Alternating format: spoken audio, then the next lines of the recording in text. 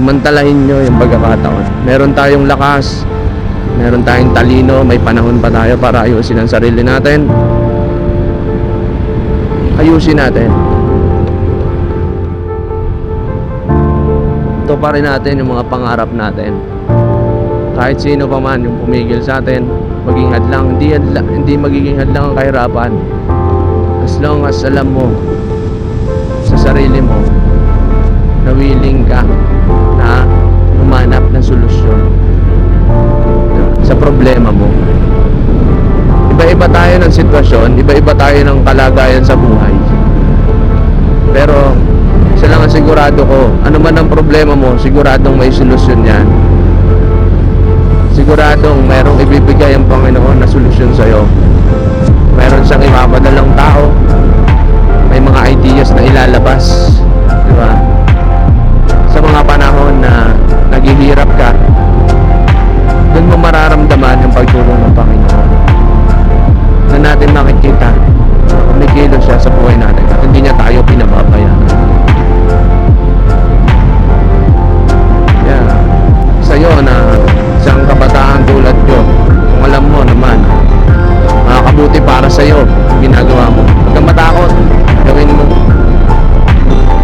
mo yung mga desisyon mo, yung mga plano mo, diba?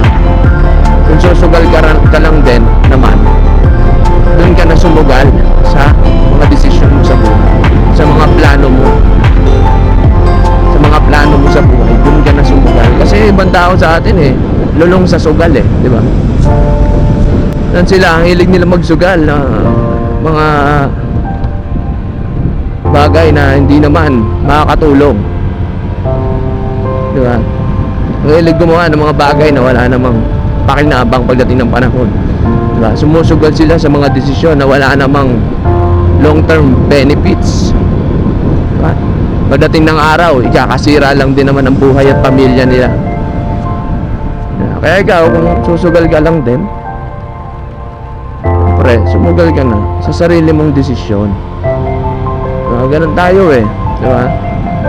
Yan lang yung sugal na dapat mong tayaan, yung sarili mong desisyon. Kasi kapag yan ay tumama, diba, unlimited yung panalo mo hanggang sa mawala ka dito sa mundo, na andyan pa yan, nagbubunga pa yan yung tagumpay mo. Hindi yan kagaya ng sugal na kapag tumama ka ngayon, nanalo ka ngayon, hindi mo alam kung bukas mananalo ka pa rin, kung mamaya panalo ka pa rin.